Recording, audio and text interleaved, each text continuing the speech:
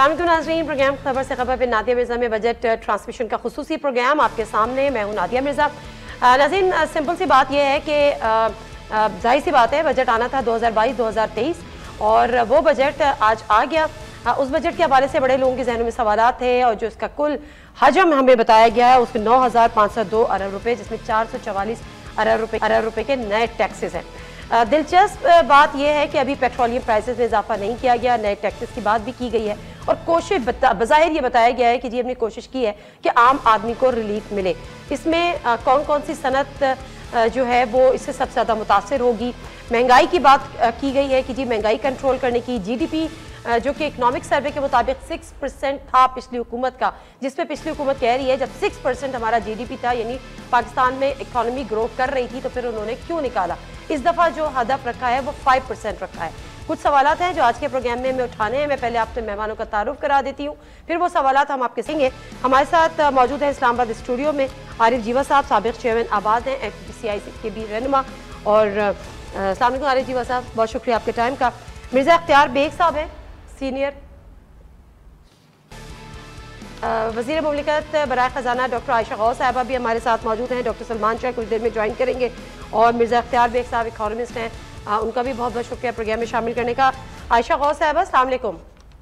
वालेकुम सलाम। आयशा गौस साहबा, मैं ज़रा सबसे पहले जो सबसे बड़ा लोगों का कंसर्न है वही मैं आपसे जानना चाह रही हूँ कि इस वक्त अगर हम देखते हैं तो इन्फ्लेशन रेट 17 को टच कर रहा है, यानी 17% को, वो डेफिनेटली फ्लक्चुएट करता है। इकोनॉमिक सर्वे में 6% आया कि जी GDP, अब आपने जो GDP का टारगेट रखा है वो आपने 5% रखा है। इन्फ्लेशन रेट को कंट्रोल कैसे करेंगे जो आपने टारगेट रखा है कि 11.5% पर ले आएंगे? देखिए, इन्फ्लेशन कंट्रोल करने की इन्फ्लेशन 2-3 वजूहात से होता है और जिसकी हम बाकायदा तौर पे हम नजर रखे हुए हैं उस पे। इस वक्त जो हमारा इन्फ्लेशन है उसमें ज्यादातर तकरीबन 75% जो है वो इंटरनेशनल इम्पोर्टेड इन्फ्लेशन है। तो यानी बाहर की जो हम लेकर आ रहे हैं चीजें, उसकी वजह से हमारे पास इंटरनेशनल प्राइसेस ट्रांसलेट हो रहे हैं और आ रहे हैं। अब पॉइंट ये है कि हमने इम्पोर्ट करटेलमेंट का एक पैकेज रखा हुआ है कि जो गैर जरूरी अशिया है, लग्जरी आइटम्स है, उस पर इम्पोर्ट बैन लगाया हुआ हमने एक कंजर्वेशन प्रोग्राम लगाया हुआ है इंशाल्लाह, और भी उसको मजीद आगे बढ़ाने वाले हैं कि हमारी इम्पोर्ट्स कंप्रेस हो जाए। फिर हम ये चाह रहे हैं कि हम जो अपनी खुद कफालत है उसकी तरफ एग्रीकल्चर वगैरह को हमने पैकेजेस दिए, ताकि अब जो हम ये पिछले 2-3 साल से एक रिवाज शुरू हो गया था कि हम वीट और चीनी और तेल तो खैर हमेशा ही लेते थे, ये जो दालें भी ज्यादातर लेते थे। नई चीज जो थी वो थी वीट और शुगर, बहुत ज्यादा खास तौर पे। और तो हम इस पे अपने आप ग्रो करें ताकि हमारा इंटरनेशनल डिपेंडेंस। नहीं, वो सब ठीक है, वो सब ठीक है। आयशा गौस साहबा, मुझे सिर्फ ये बताएं कि जो 11.5% आप लोगों ने टारगेट रखा है कि इन्फ्लेशन को आप लोग 11.5 पर ले आएंगे, ये प्रैक्टिकली मुमकिन है कि 2022 और 2023 में आप ये कर गुजरे? देखिए, मेरी गुजारिश की बात आप जो कर रही थी वो आपने मेरी बात काट दी। ये मैंने कुछ आपको बताए, इंडिकेट किए चीजें हम किस तरह करने की कोशिश कर रहे हैं, ठीक है। अच्छा, दूसरी तरफ फिर हमने जो मेन कंजम्पशन आइटम्स हैं, जैसे जिसमें वीट है, आटा है, चीनी है और तेल है, उस पर सब्सिडी भी देने की वो करी है कि हम सब्सिडी कम देंगे, उसमें आम लोगों के लिए उसमें वो कमी आएगी। वो तीसरी बात हम ये कह रहे हैं कि ये सारी चीजों के साथ साथ देखिए, a lot of it is because कि जो आप डेट सर्विसिंग वगैरह को जिस तरह मैनेज करते हैं उसको भी हम थोड़ा सा ध्यान रखेंगे, और very importantly supply chain maintain करके जो मार्केट्स में एडमिनिस्ट्रेटिव मेजर्स के तहत भी हम इस पे जो प्रॉफिटेरिंग या होर्डिंग या माफियाज, ये जो हमने पहले जिन वजूहात से इन्फ्लेशन को हम फ्यूल अप हुआ है पिछले कुछ सालों में, हम उसको कंट्रोल करेंगे। तो मैं आपसे एग्री करती हूँ कि ये हमारे लिए एम्बिशियस है, ये हमारे लिए चैलेंजिंग है।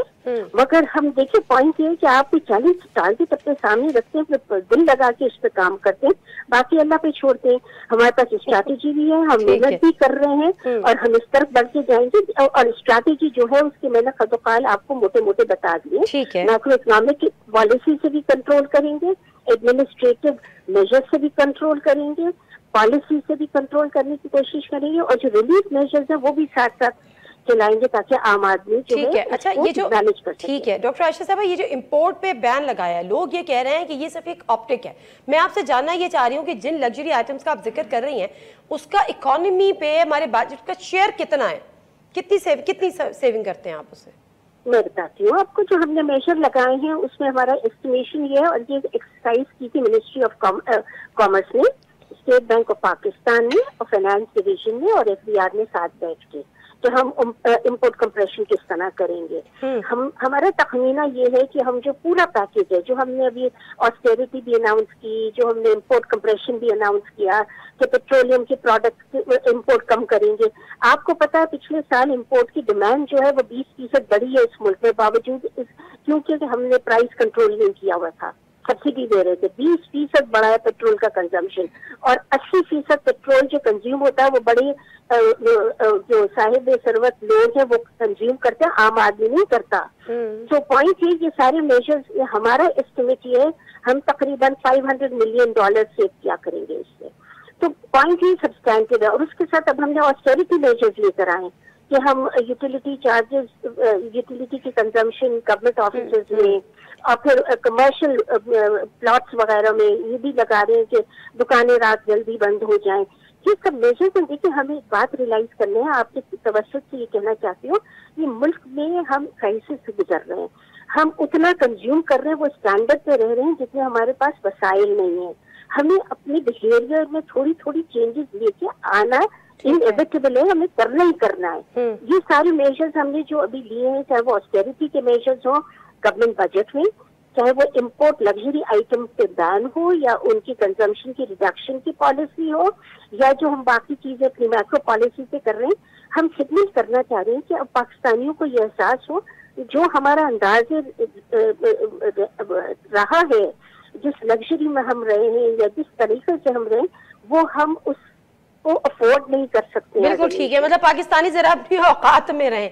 अच्छा एक चीज और मैं आपसे जरा आपने स्ट्रॉन्ग कह दिया, अपनी चादर से ज्यादा पाँव ना फैलाएं एज ए नेशन। एक दूसरा, जो ज्यादा अमीर तबके के लोग हों वो अपनी उसको भी एहसास जिम्मेदारी बिल्कुल है, बहुत रिस्पॉन्सिबल लोग हैं, वो भी जाने कि उनका क्या जिम्मेदारी है। अच्छा एक सवाल डॉक्टर आयशा साहबा, इकोनॉमिक सर्वे आया जो 2021-22 का, उसमें जो जीडीपी रेट आया वो 6% आया, यानी आपकी ग्रोथ हो रही थी, इकोनॉमी ग्रो कर रही थी।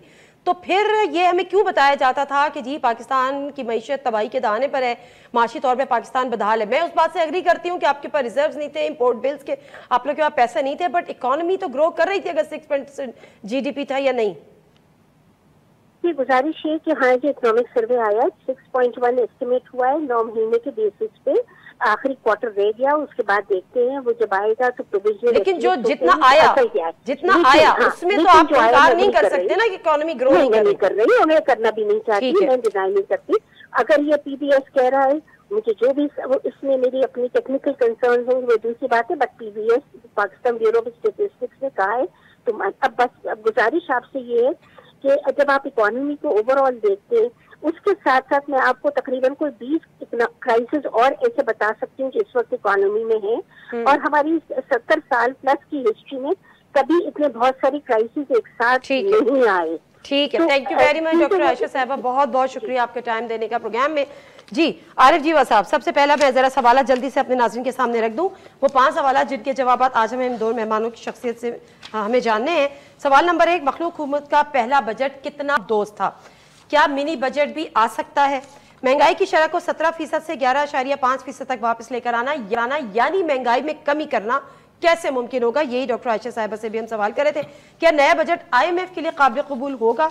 और आखिरी सवाल, इक़्तिसादी सर्वे के मुताबिक पीटीआई हुकूमत में GDP 6% थी, यानी तरक्की हो रही थी, तो फिर खान को क्यों निकाला? आरिफ जीवा साहब, क्या मखलूत हुकूमत का पहला बजट अवाम दोस्त है?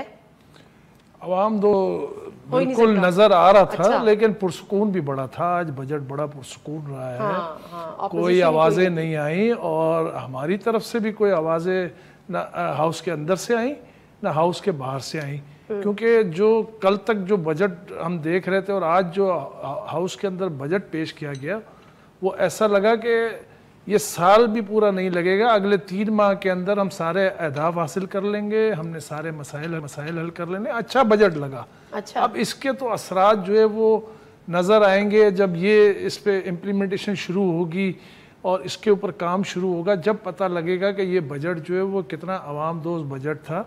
लेकिन जो चीज़ें इन्होंने की हैं वो ऐसा लगता है कि देखिए, हम बार बार ये बात करते हैं कि आप आए, कोई भी गवर्नमेंट आए, चाहे वो PTI की हो, चाहे पीपल्स पार्टी की हो, चाहे वो MQM की हो, चाहे वो मुस्लिम लीग नून की हो, जो भी हुकूमत हो, उसको बिज़नेस फ्रेंडली होना चाहिए। देखिए, बिज़नेस नहीं होगा तो आम आवाम जो है वो आप 2,000 रुपये महीना देते रहेंगे, अगले साल 4,000 देंगे, 6,000 देंगे, हम आएंगे, बिजनेस कम्युनिटी नहीं कमाएगी तो आपको टैक्स प्रॉपर नहीं मिलेगा, आपको टैक्स प्रॉपर नहीं मिलेगा तो आपको जो है वो बेनज़ीर इनकम सपोर्ट प्रोग्राम भी शुरू करने पड़ेंगे, आपको अनएम्प्लॉयमेंट होगी, आपको दस्तरखान भी लगाने पड़ेंगे। आप बिजनेस फ्रेंडली जो है वो बजट दें।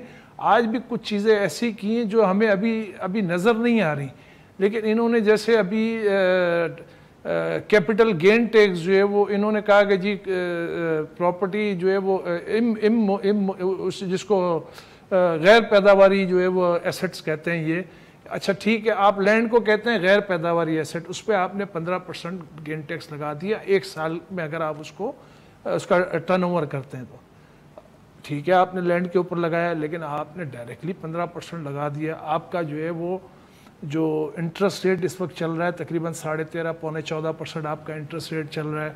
मार्केट से पैसा उठ के जब बैंक में जाएगा और आदमी इंटरेस्ट का काम करेंगे तो जॉब्स कहाँ से क्रिएट होंगी। फिर आपने जो है वो प्लॉट पे तो लगाया, आपने जो है वो घरों पे लगा दिया 15% 1 साल के लिए, आपने अपार्टमेंट पे लगा दिया 15% 1 साल के लिए। खैर उसमें उन्होंने 3 साल और 2 साल का डिफरेंस रखा, उसको 6 साल पे रखा, उसको 4 साल पे रखा, लेकिन आपने डिफरेंस तो रखा। लेकिन क्या आप अनएम्प्लॉयमेंट क्रिएट करना चाह रहे हैं?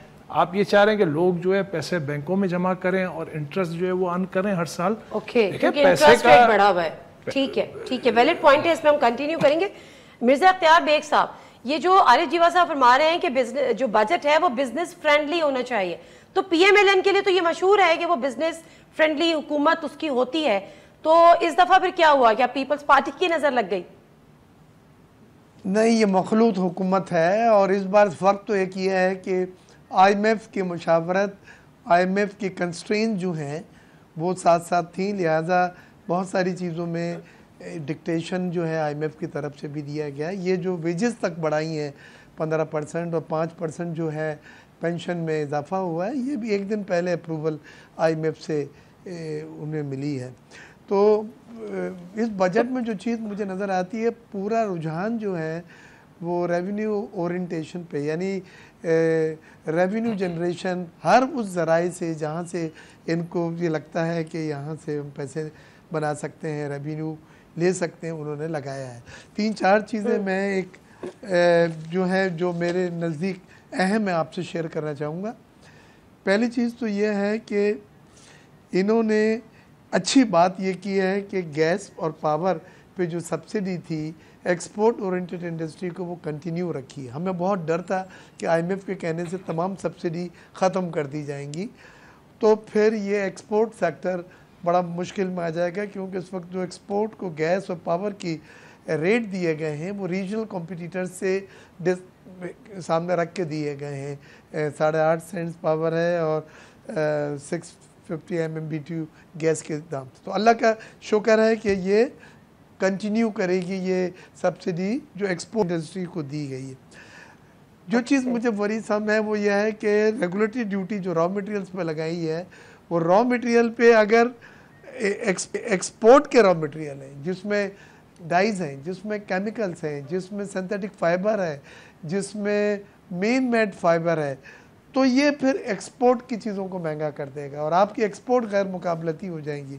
तो अब ये देखना, इसकी डिटेल नहीं आई, रेगुलेटरी ड्यूटी खाम माल पे तो लगाई है लेकिन एक्सपोर्ट बनाने के लिए जो इंपोर्ट किया जाता खाम माल, अगर उस पे है तो सुसाइडल है, उस पे है तो सुसाइडल है।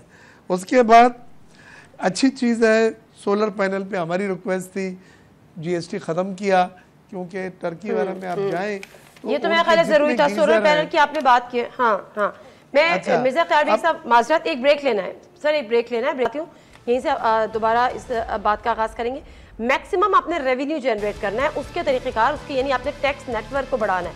टैक्स नेटवर्क को बढ़ाने के लिए क्या हम फाइलर और नॉन फाइलर में कोई डिफरेंस रखने की बात कर रहे हैं, यानी हम फाइलर को ज़्यादा इंसेंटिव्स दे रहे हैं कि कम से कम एक इंकरेजमेंट हो कि जी आप फाइलर हैं तो आपके पास ज़्यादा इंसेंटिव्स हैं, आपको यही उसमें फैसिलिटीज़ है, और वहीं पर आप डिस्करेज करें नॉन फाइलर के। इस बजट में फाइलर नॉन फाइलर के डिफरेंस पे कितना खुसूसी तवज्जो दी गई है, ब्रेक के बाद जानते हैं। जी नाज़रीन, प्रोग्राम में एक दफ़ा फिर आपको खुशामदीद कहते हैं। दो चीज़ें हमने जाननी थी बेसिकली, एक तो ये कि सवाल ये भी था कि क्या आरिफ जीवा साहब आपको लगता है कि जो इस सब बजट आया है वो प्रैक्टिकली, अगर उसमें बहुत सारी ऐसी चीज़ें जो अभी होनी बाकी हैं।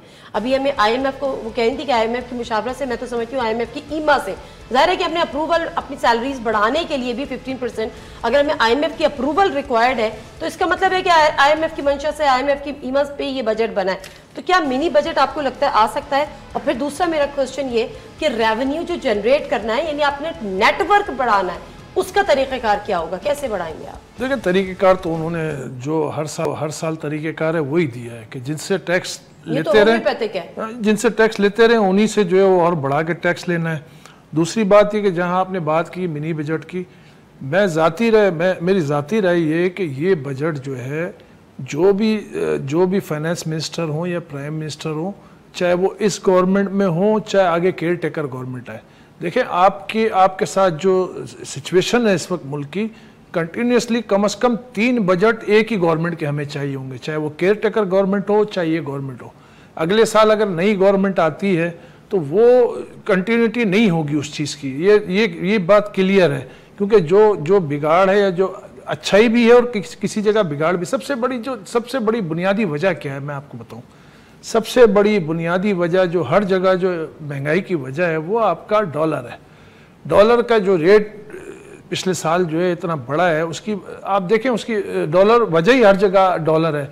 चाहे इंडस्ट्रियल सेक्टर में आप देख लें, चाहे आप आम आदमी की आम कमोडिटीज़ को देख लें, जहाँ भी आप देखें जिम्मेदार उसका डॉलर है। हम हर साल हमारे जो भी गवर्नमेंट आती है, प्राइम मिनिस्टर साहब बड़े फ़ख्र से कहते हैं, हर प्राइम मिनिस्टर, कि जी हमारे ओवरसीज़ पाकिस्तानीज़ जो हैं वो वहाँ से इतना रेमिटेंस भेज रहे हैं। इस साल इन्होंने और ज़्यादा, हम कब तक उनके ऊपर जो है वो रिलाय करते रहेंगे ओवरसीज़ पाकिस्तानीज़ के ऊपर। हम जितना ओवरसीज़ पाकिस्तानीज़ जो हैं वो हमें डॉलर भेजते हैं वहाँ पे, हम यहाँ पे इंडस्ट्रीज़ को ग्रो करें, इंडस्ट्रीज़ को चलने का मौका दें। आज एक अच्छी चीज़ की इन्होंने कि जी बिजली इंडस्ट्रियल सेक्टर के अंदर, अल्लाह करे कि ये चीज़ हो जो इंडिया में भी होती है, सूरत में, गुजरात में, आपका बॉम्बे के अंदर, वो इंडस्ट्रियल सेक्टर को नहीं टच करते, बिजली शॉर्ट भी होती, तो यहाँ भी ये होना चाहिए। दूसरी एक बात मैं आपको बताऊँ, आप इस मुल्क के अंदर आप कहते हैं जी इतना बिलियन डॉलर हमारा बाहर पड़ा हुआ है, जितना बिलियन डॉलर बाहर पड़ा हुआ उससे कई गुना ज़्यादा यहाँ पे लोगों की तिजोरियों में, लोगों के गद्दों के नीचे इतना डॉलर पड़ा हुआ है कि हमारी आपकी सोच है, क्यों उसको टच नहीं करते, क्यों उनको एमनेस्टी नहीं देते? आप 30 दिन की एमनेस्टी दें उनको 30 दिन की एमनेस्टी दें कि जी ये डॉलर जो है वो आप खजाने में जमा करें और आपको ये एमनेस्टी, और हम आपको इंसेंटिव भी देंगे 30 दिन पूछेंगे भी नहीं, कहाँ से आपसे पूछेंगे भी नहीं, साथ इंसेंटिव भी देंगे। फिर अगर कोई नहीं देता तो फिर आप उसके खिलाफ एक्शन करें। ठीक है, मिर्ज़ा अख्तर ऐसा बताएगा कि अगर आप इनकी तजवीज़ से कंसेंसस है, मतलब आप इससे इत्तेफाक करते हैं। सेकेंडली, जो हम बात ये कर रहे हैं कि टैक्स नेटवर्क को बढ़ाना पड़ेगा, आप ऑलरेडी जो आपके टैक्स पेयर्स हैं या फिर हम फाइलर्स की भी जिस तरह से हम बात कर रहे हैं, उन्हीं को अगर आप निचोड़े जाएंगे तो फिर टैक्स नेटवर्क में इजाफा कैसे होगा? क्या उसकी कोई तजवीज़ है इस बजट में? दोनों चीज़ों का जवाब नादिया आपको अलग-अलग दूंगा। पहली चीज़ तो यह है कि डॉलराइजेशन हुई है, घरों में लोग तकियों के नीचे और वगैरह रखते हैं, एक ये प्रैक्टिस बन गई है। लेकिन इसकी एमनेस्टी में अगर आप कहेंगे कि आप इसको जमा करा दें और हम लीगलाइज कर देते हैं, तो FATF में आजकल ये मनी लॉन्ड्रिंग में आ जाता है। ये ऐसी ब्लैक मनी का, वाइट मनी का होना, ये FATF, ये जो इंडस्ट्रियल एमनेस्टी दी थी इमरान साहब ने, जो IMF ने मना कर दी कि नहीं हमें कबूल नहीं है, ये FATF के कावानीन के अगेंस्ट है।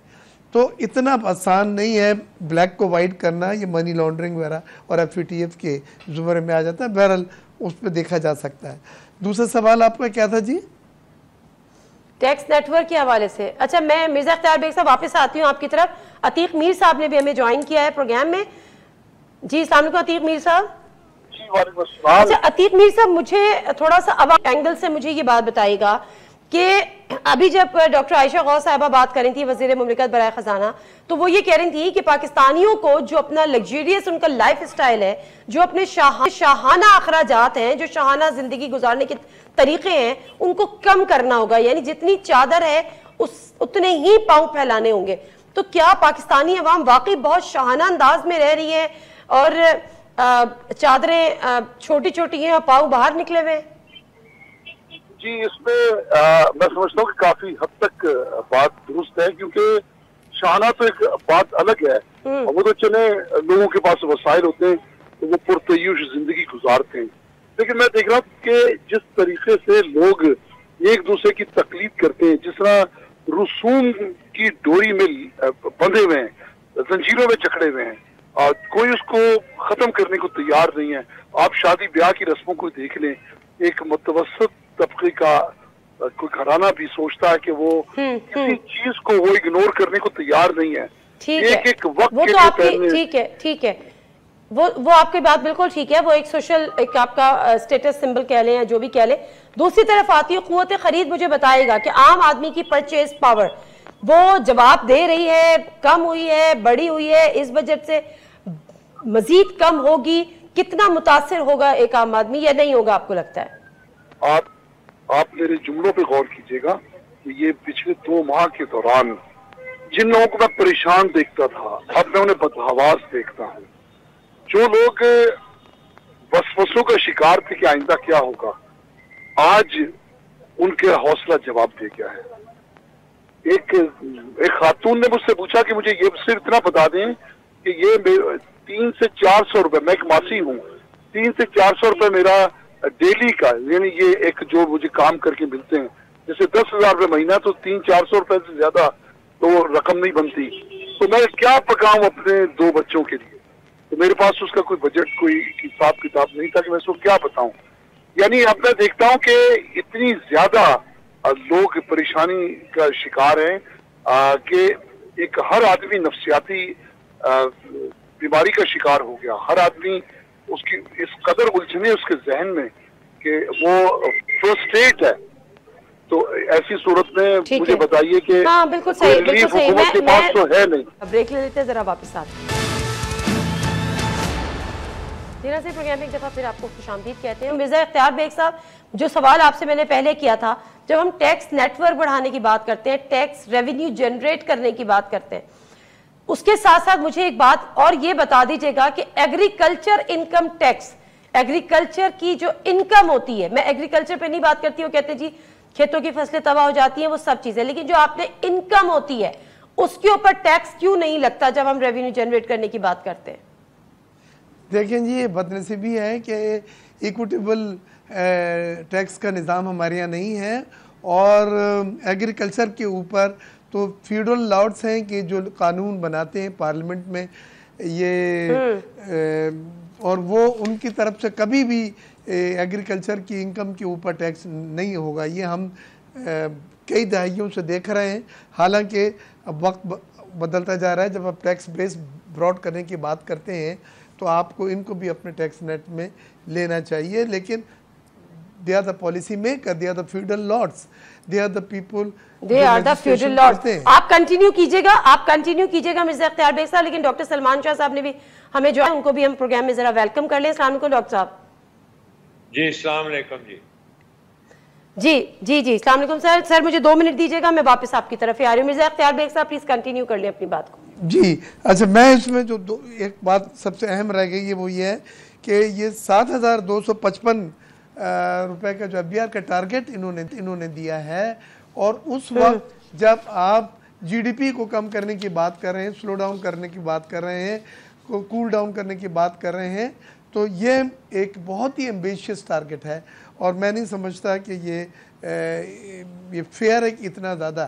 फिर वही हो रहा है कि हर जगह पे फिर FBR जो है इनडायरेक्ट टैक्सेस को फ़रोग दे रही है। इनडायरेक्ट टैक्सेस भी होता है, एट सोर्स वो ले लिए जाते हैं, इंपोर्ट किया वहाँ पे ले लिए, काट दिया। आपने टेलीफोन का क्रेडिट लिया 100 रुपये का, 70 रुपये का क्रेडिट मिला, 30 रुपये के टैक्स। ये तमाम चीज़ें हैं जो इनडायरेक्ट टैक्सेस रेग्रेसिव स्कीम है और दुनिया में फेल हो गई है। अब डायरेक्ट टैक्सेस की तरफ पूरी दुनिया जा रही है। हम ये टैक्सेस को पूरा करने के लिए जो अनरियलिस्टिक टारगेट्स हैं, हम इनडायरेक्ट टैक्सेस का सहारा लेते हैं और उसके बाद अक्रॉस द बोर्ड हम ये टैक्सेस लगाते चले जाते हैं। ठीक है डॉक्टर सलमान साहब, मुझे बताएगा कि महंगाई की शरह जो इस वक्त तकरीबन अगर हम हफ्तावार को देखें तो 17% को टच कर रही है। इस हुकूमत ने 2022-2023 के जो बजट आज दिया है उसमें उन्होंने कहा है कि इसको हम 11.5 पर लेकर आएंगे। तो ये डॉक्टर सलमान शाह साहब, आप मुझे सुन सकते हैं? जी जी मैं सुन सकता जी। तो सर जरा मुझे बताएगा कि 17% से 11.5% पे ये इन्फ्लेशन रेट किस तरह से और क्यों कर कम हो पाएगा जब GDP अब 6% से 5% पे लाने का भी आपने टारगेट रख दिया है? जी, ना सिर्फ ये टारगेट रख दिया है, फिर आप ये भी कह रहे हैं कि 5% ग्रोथ भी होगी और फिर आप ये भी कह रहे हैं कि साथ ही आपकी रीफाइनेंसिंग भी हो जाएगी, कोई मसला नहीं होगा। तो मैं तो सिर्फ यही कहूँगा कि फिर एक अंग्रेज़ी में कहते हैं एलिस इन वंडरलैंड, तो ये एलिस इन मिफ्ता साहब तो फिर एलिस इन वंडरलैंड में थे ना। बात ये है कि ये बड़ा अनरियलिस्टिक बजट है जिसमें हमने जो पाकिस्तान के प्रॉब्लम्स हैं उसको एड्रेस ही नहीं किया। और प्रॉब्लम्स क्या हैं पाकिस्तान के? प्रॉब्लम्स इस वक्त पाकिस्तान के ये हैं कि आपके बैरून मुल्क कर्जे जो हैं उनको आप रीफाइनेंस नहीं कर सकते क्योंकि आपके हर साल 15 अरब डॉलर आपने वापस करना है कर्जा, और 15 अरब नया अगर कर्जा नहीं आएगा तो आप डिफ़ॉल्ट में चले जाएंगे। तो पहली बात है कि आपने बहुत हैवी रीफाइनेंसिंग करनी है। इंटरनेशनल मार्केट्स में आपका कंट्री रिस्क जो है, जो पिछले 6 हफ्ते में, लिटरली पिछले 6 हफ्तों में कंट्री रिस्क 4 गुना ज़्यादा हो चुका है, जिसका मतलब ये है कि आपको ये रीफाइनेंसिंग इंटरनेशनल मार्केट से नहीं मिल सकती। इसका मतलब है कि आपको IMF प्रोग्राम चाहिए। इसका मतलब है कि डोनर्स भी यही आपसे चाहते हैं, आपके दोस्त ममालिक भी यही चाहते हैं, और IMF ने सर्टन प्रोग्राम दिया हुआ है जिसके मुताबिक आपने ये बजट बनाना था।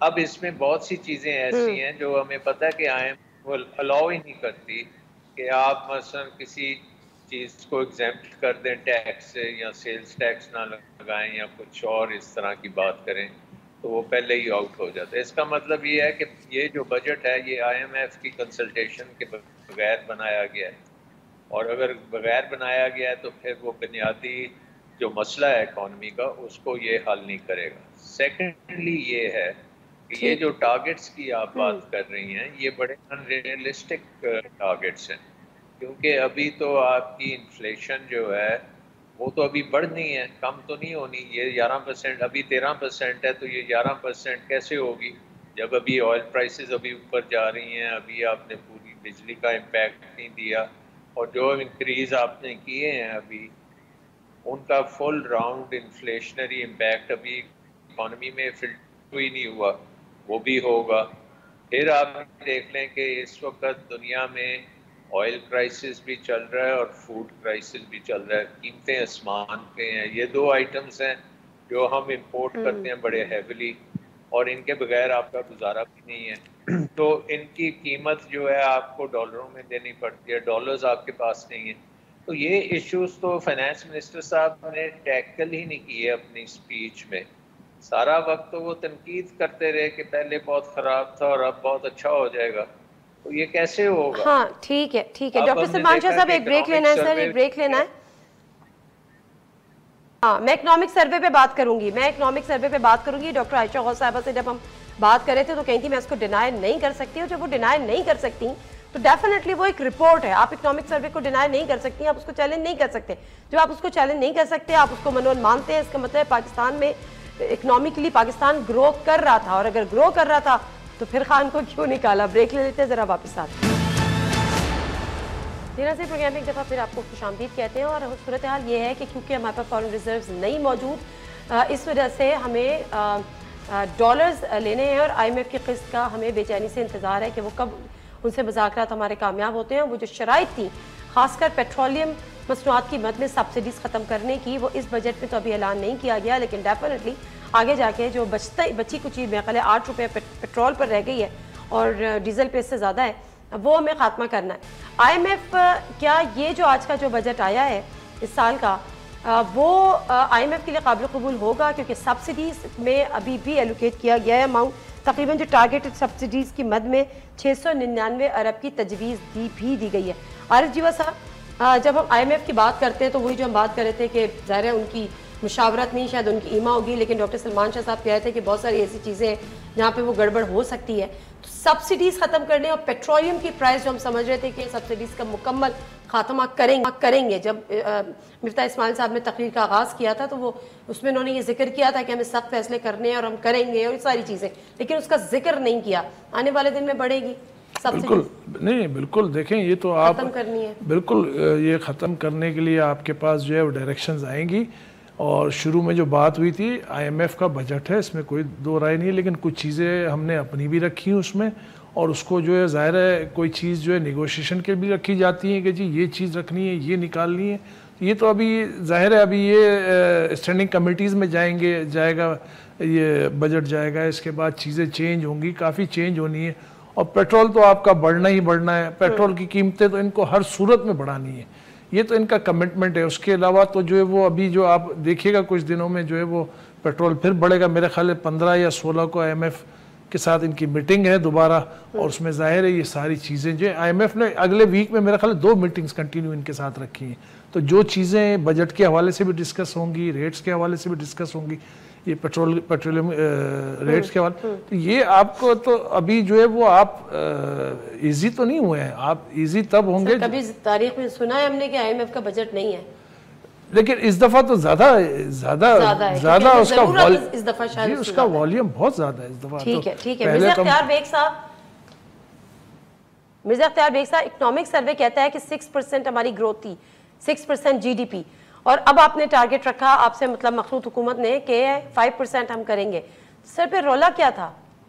इकोनॉमी ग्रो कर रही थी तो देखिए इनका ये कहना है कि इकोनॉमी 6% पे ग्रो करके आपको ज़्यादा पावर जनरेशन करनी पड़ी, आपको ज़्यादा फर्नेस ऑयल इंपोर्ट करना पड़ा। 9,80,000 टन पिछले महीने की इंपोर्ट थी, अनप्रेसिडेंटेड।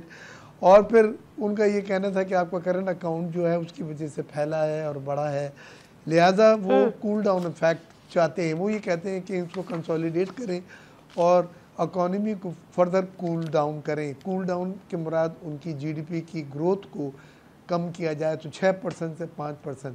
मैं समझता हूँ ये मेरे जैसे स्टूडेंट्स, माशियत के स्टूडेंट्स के लिए बड़ा मुश्किल है इस बात को समझना।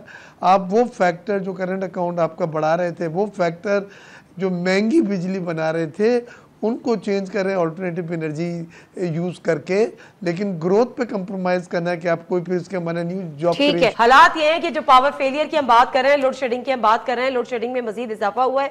सर, सर्कुलर डेट जो मुस्तकिल बढ़ रहा है, उसको कम करने की कोई इसमें तजवीज़, कुछ तरीक़ाकार? देखिए, मैं आपको पहले भी एक बात कह चुका हूँ, ये बजट जो है, ये बजट आपको अगर 25% भी रिजल्ट दे देता है, जो आप फिगर्स की बात कर रही हैं, अगर 25 रिजल्ट भी एक साल में आपको मिल जाता है, आपने बहुत बड़ा सक्सेस कर लिया। एक चीज और, आपका ताल्लुक भी कंस्ट्रक्शन इंडस्ट्री से। पिछले दौर में PTI ने बड़ा रिलीफ दिया था, वो रिलीफ अभी भी आपको कंटिन्यू किया गया है या वो PTI का रिलीफ समझ के उसको कुछ उसके साथ? वो तो कुछ चीजें आज आपने देखी हैं कि वो ऐसा लग रहा है कि कंस्ट्रक्शन सेक्टर के लिए जो तरक्की की पिछले 3 सालों में कंस्ट्रक्शन सेक्टर ने, वो ऐसा लग रहा है कि पीटीआई ने कंस्ट्रक्शन सेक्टर की वजह से जो है वो तरक्की की और खान साहब के वोट बहुत ज़्यादा बढ़ गए। हालांकि कंस्ट्रक्शन सेक्टर के अंदर कोई इतने ज़्यादा लोग नहीं है इन्वॉल्व, लेकिन जो आज इन्होंने टैक्सेस लगाए, जो चीज़ें की, देखें 2 माह हो गए, आपको भी पता है कि पिछले 3 साल से प्राइम मिनिस्टर वीकली हमारे साथ मीटिंग किया करते थे, उसमें हम काम किया करते थे, हम तो काम करते थे बेहतरी के लिए। चलें जी, बहुत शुक्रिया, टाइम मेरे पास बिल्कुल खत्म हो गया। तमाम मेहमानों का बहुत बहुत शुक्रिया। प्रोग्राम से नादिर मिर्जा को इजाजत दीजिए, अल्लाह हाफ़िज़। हर जुम्मे से इतवार अपने पसंदीदा प्रोग्राम खबर से खबर को यूट्यूब चैनल पर देखने के लिए डॉन न्यूज़ के ऑफिशियल यूट्यूब चैनल पर आएँ, सब्सक्राइब करें और बेल आइकन भी प्रेस करें।